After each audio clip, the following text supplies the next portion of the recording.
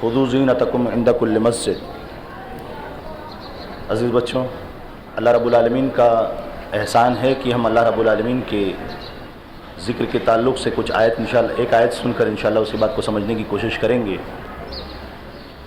अल्लाह रब्बुल आलमीन ने कुरान की इस आयत में हम मुसलमानों को हुक्म दिया हुआ है कि जब भी हम अल्लाह रब्बुल आलमीन की इबादत के लिए खड़े हों तो हमको चाहिए कि हम मुकम्मल तौर से जो ज़ीनत होती है उसका ख्याल रखें। इस्लामिक स्कॉलर ने कहा है कि ये एक्स्ट्रा चीज़ है, यानी जिस्म का वो हिस्सा जो हमेशा कवर होना चाहिए इबादत के वक्त, वो हमेशा कवर होना ही चाहिए, उसमें कोई दो राय नहीं है। आप जानते हैं कि जो एक आदमी का जो बॉडी कवर करने का हिस्सा है वो नेवल से लेकर नी तक है, लेकिन अल्लाह रब्बुल आलमीन ने इबादत के टाइम पर और अल्लाह के रसूल सल्लल्लाहु अलैहि वसल्लम ने कुछ आदाब सिखलाए हैं इबादत करने के लिए।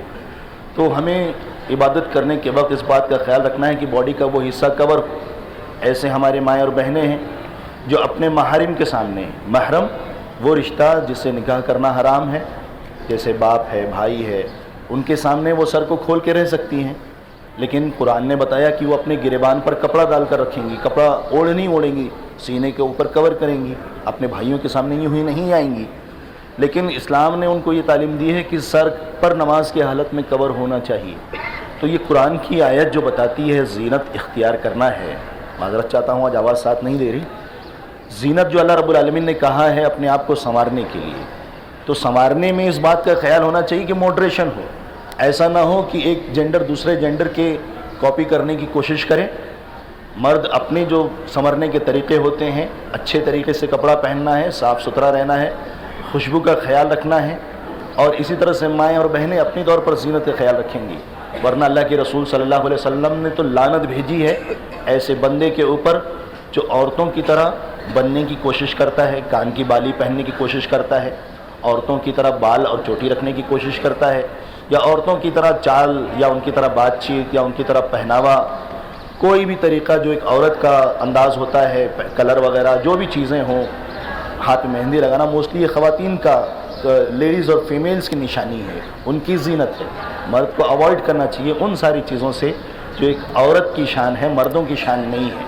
और इसी तरह से हमारी बच्चियों को, हमारी और माँ बहनों को भी जिन चीज़ों को मर्दों के लिए अल्लाह रब्बुल आलमीन ने इजाज़त दी है उनको अवॉइड करना चाहिए।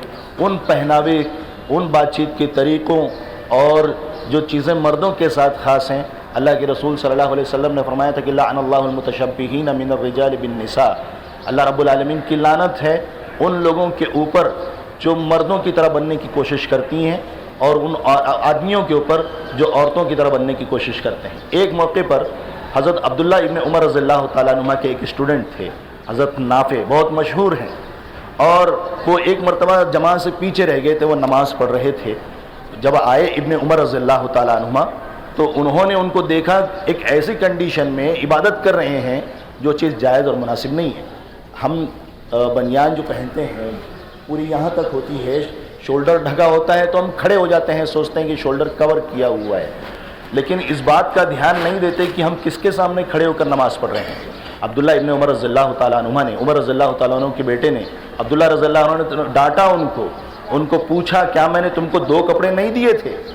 उलमा कहते हैं इसका मतलब ये है कि वो इज़ार पहने हुए थे, नीचे का हिस्सा पहने हुए थे और बॉडी के ऊपर चादर नहीं ओढ़ी थी, सही से ध्यान नहीं दिया हुआ था। उन्होंने कहा क्या तुम बाज़ारों में, मार्केट में इसी तरह निकल जाओगे लोगों के सामने? इतने बड़े मालिक के सामने, खालिक के सामने खड़े हो, तुमने ज़ीनत क्यों नहीं इख्तियार की? मैंने तुम्हें 2 कपड़े दिए थे।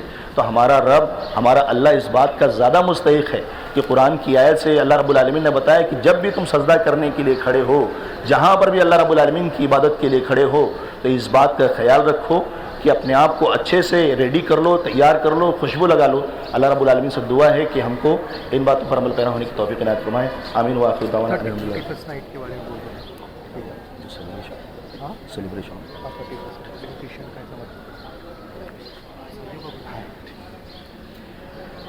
जैसा कि आपने सुना कि इस्लाम ने कुछ हमें तरीक़े और हुदूद सिखाए हैं हमें पहनावे के ताल्लुक़ से, और वो चीज़ें जो मैनर से जुड़ी हुई हैं।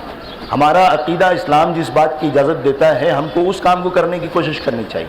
हम यूं ही बेछूट अपनी मनमानी किसी भी काम को करने से अवॉइड करना चाहिए। اللہ کے رسول صلی اللہ علیہ وسلم نے فرمایا تھا کہ اس امت کے اندر خسفن و مسخن و قذفن 3 طرح کا عذاب آئے گا۔ صحابہ کرام حیرت میں پڑ گئے، کیا مطلب ہے اس کا؟ اللہ کے رسول نے فرمایا کہ اس امت کے اندر دھسانے کا عذاب ہوگا، اس امت کے اندر چہروں کو بدل دیے جانے کا عذاب ہوگا۔ اللہ کے رسول صلی اللہ علیہ وسلم نے اور اسی طرح سے فرمایا کہ آسمان سے پتھر کی بارش ہوگی۔ وہ چیزیں جب بہت زیادہ ہو جائیں گی، صحابہ کرام نے پوچھا کہ ایسی کون سی چیز ہے جو بہت زیادہ عام ہو جائے گی؟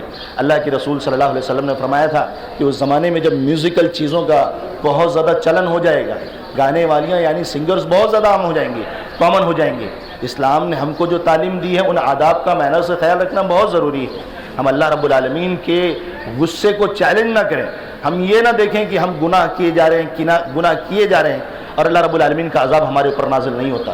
قرآن کی آیت میں فرمایا اللہ تعالیٰ نے کہ وہ قومیں جن کو اللہ رب العالمین نے مضبوط بنایا تھا، جنہوں نے پتھروں کو کاٹ کر اپنا گھر بنایا تھا، اللہ رب العالمین نے ان کے ڈائلاگ کو قرآن کی آیت کا حصہ بنایا۔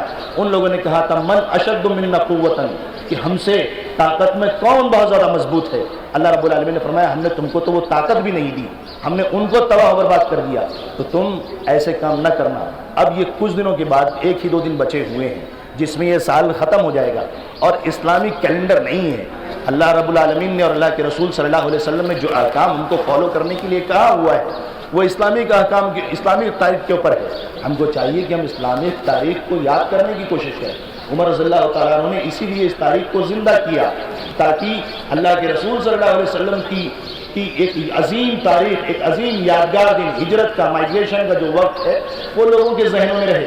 لیکن اس کے مقابلے میں اگر ہم 31 نائٹ جو یہ دسمبر کا ختم ہونے والا ہے، جس میں ہم کو چاہیے کہ اگر ہم نئے سال کا اہتمام کرتے ہیں تو ہم کو یہ سوچنا چاہیے کہ ہماری زندگی کا ایک اور حصہ ختم ہوا، ہم اللہ رب العالمین اور موت سے اور نزدیک آ رہے ہیں۔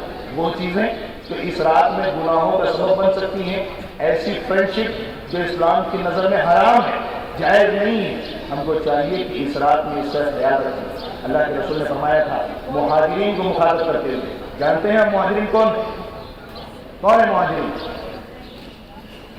نہیں معلوم آپ کو مہاجرین کون ہے؟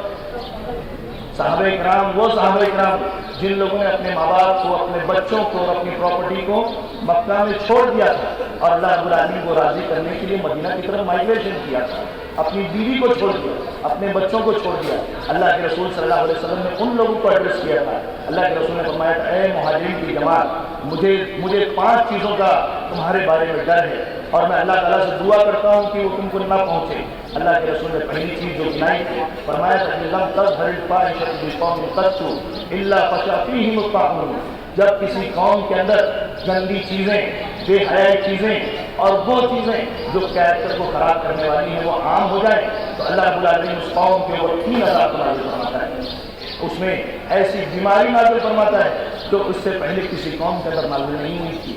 ہم کو چاہیے کہ یہ رات جو گزری، آنے والی جو رات ہے 31 نائٹ کی، اس میں ہم وہ کام جو اللہ کو ناراض کرنے والے ہیں، ایسے دوستانہ، ایسے تعلقات جو اللہ رب العالمین کو ناراض کرنے والے ہیں، ان نافرمانی کے کام میں، ان غلط تعلقات اور غلط ریلیشن میں اپنے آپ کو باندھنے کے بجائے اپنے جذبات پر کنٹرول کرنا چاہیے۔ دماغ کے اندر شیطان وسوسے ڈالتا ہے، برائیوں پر اٹھاتا ہے۔ اللہ رب العالمین نے لوامہ ایک سوچ ہمارے اندر رکھی ہے، ضمیر رکھی ہے جو ڈانٹتی ہے یہ آپ کو کام نہیں کرنا چاہیے تھا، لیکن جو ایمان والا بندہ ہوتا ہے وہ سیٹسفائیڈ سول کی طرف اپنے آپ کو سمجھاتا ہے۔ دماغ میں ایسے دوست ہوں گے جو غلط کاموں کی طرف انوائٹ کریں گے، آپ کو بولیں گے آؤ ہم حاجات سیلیبریشن کرتے ہیں یا گھومنے کے لیے نکلتے ہیں۔ ایسے گناہوں کی جگہ پر حاضر ہونا بھی جائز نہیں ہے۔ ایک گناہ کا طریقہ یہ ہے کہ ہم گناہ خود کریں، دوسرا گناہ کا طریقہ یہ ہے کہ ہم گناہوں میں دعوت دیں، تیسرا طریقہ یہ ہے گناہ کا کہ میں نہ گناہ کروں نہ گناہ کی دعوت دوں، میں صرف آبزرویشن کے لیے اور انٹرٹیننگ کے لیے وہاں پر گزروں تو میں بھی اس گناہ کے اندر شامل ہوں۔ اللہ کے رسول صلی اللہ علیہ وسلم نے عائشہ رضی اللہ تعالیٰ عنہ سے کہا تھا کہ ایک جماعت ایسی ہوگی جو گناہ پر ہوگی، اللہ رب العالمین پورے قوم کو دھسا دے گا۔ عائشہ نے فرمایا کہ اس میں اچھے لوگ بھی ہوں گے۔ اللہ کے رسول صلی اللہ علیہ وسلم نے فرمایا کہ لوگوں کو اللہ تعالیٰ ان کے ایمان کے حساب سے، ان کی نیتوں کے حساب سے اٹھائے گا۔ لہٰذا ایسی جگہ جو گناہوں کی ہوں، جو عذاب کی ہوں، ہم کو چاہیے کہ ہم وہاں جانے سے بچنے کی کوشش کریں۔ جہاں حرام خوری ہوتی ہو، یعنی حرام کھانے کی چیز ہو، یا ایسی چیزیں، ایسے اعمال جو حرام کرنے والی ہوں، کی جانے والی ہوں، وہاں کو بچنے کی کوشش کرنا چاہیے۔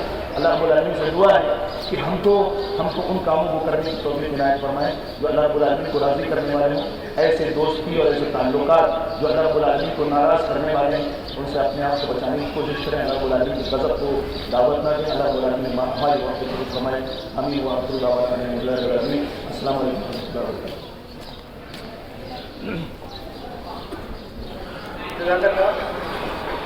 وبرکاتہ۔